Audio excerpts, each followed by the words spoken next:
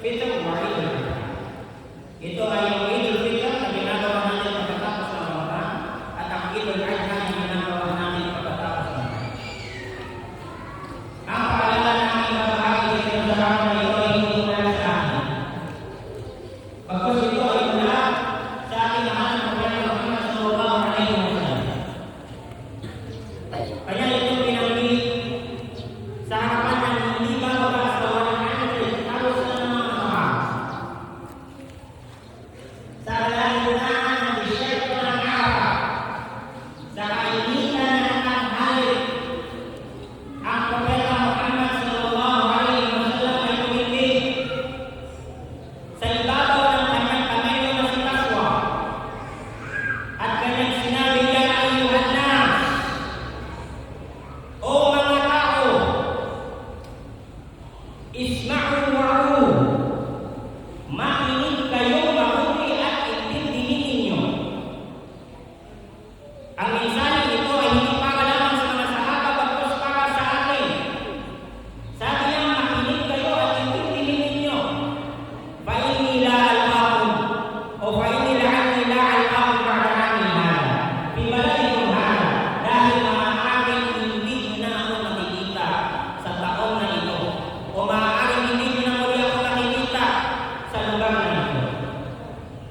Yung mga sahaba, kami sa kanila, ang pagkakaintindi nila ang Propeta Muhammad sallallahu alaihi wasallam ay nagsasabi na ito ay mensahe.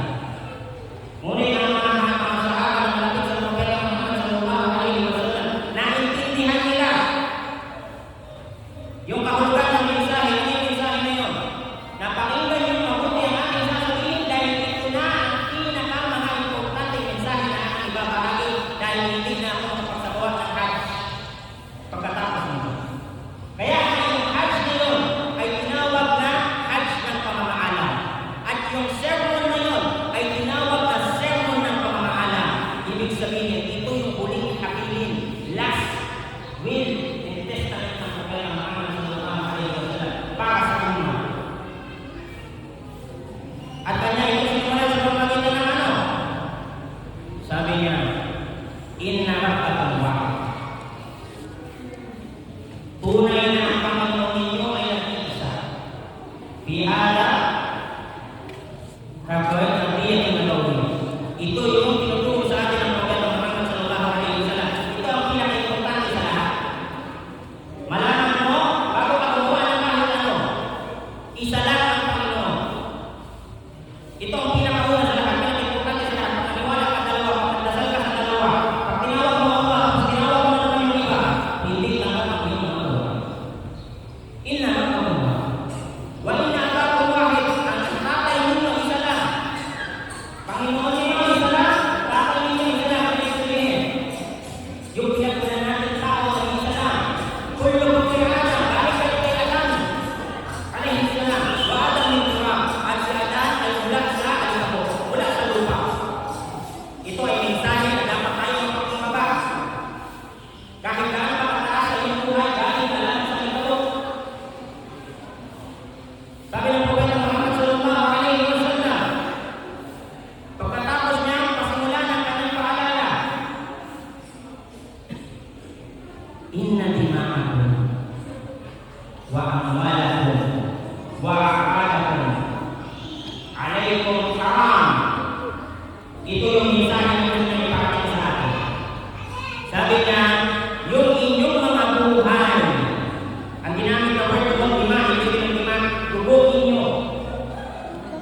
Kahit anong pinsala sa buhay, ang inyong mga buhay, ang inyong mga dugo, ang inyong mga kayamanan, ang inyong dignidad ay sagrado sa bawat isa. Pag sinabi mo sagrado, dapat respetuhin ng bawat isa. Tatlong bagay: buhay, kayamanan, dignidad. Hindi ka pwedeng kumigil ng buhay. Hindi ka pwedeng manahin ng kapwa mo. Hindi ka pwedeng kumuha ng kakayanan na hindi sa iyo. Hindi ka pwedeng manira ng kapwa mo, sirain mo yung kanilang dignidad sa pamamagitan ng chismis o kung ano ang ng panahon. Al-Muslim, akul Muslim, sabi ng Propeta Muhammad sallallahu alaihi wasallam. Lang ang mo, wala yung tulong, wala yung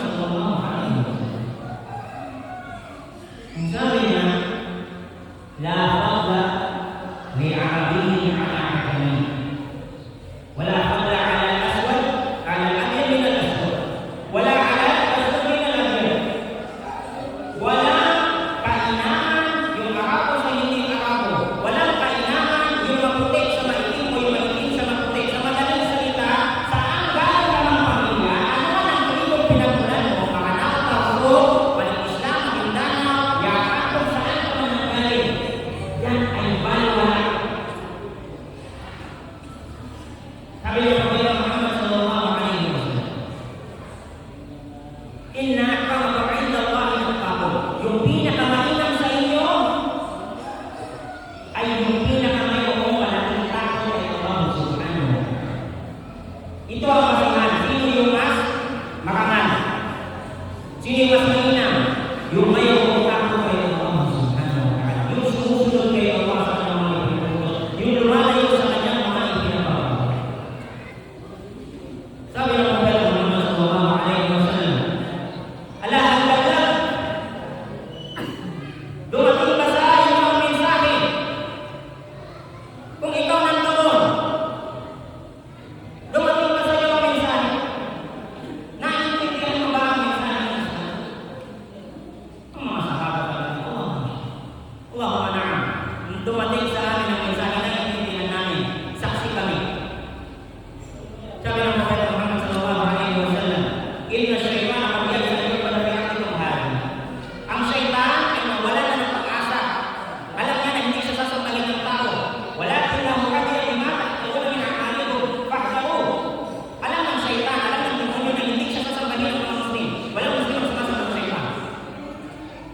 Pero sabi na ng Propeta Muhammad sallallahu alaihi wasallam, sa ano gagawin ni syaitan? Kasi hindi kayo sama sa kanya.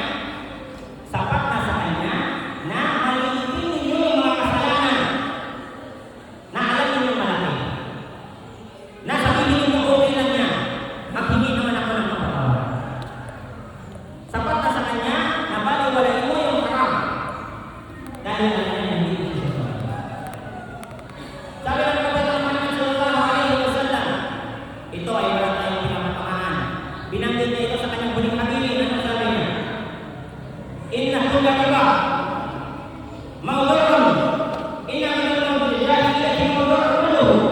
Lahat ng uri ng pautang na mayroong interes, mawdur, hindi katanggap-tanggap, dapat iwanan mo. Lahat ito. At ito ay parte ng gawain ng mga hindi mananampalataya. Sabi ng Propeta Muhammad sallallahu alaihi wasallam, wala tabuko sa amalikum. Para sa inyo yung mga puhunan ninyo, yung mga kapital ninyo. Kung ikaw ang meron ng 5-6 na kinuha mo, kunin mo yung kapital mo, iwanan mo yung merong mga interes. Datanin mo na wala tatanong. Huwag kayo madaya at huwag kayo magpapadaya. Sabi ng Propeta Muhammad sallallahu alaihi wasallam, hindi mo matatapos. Hindi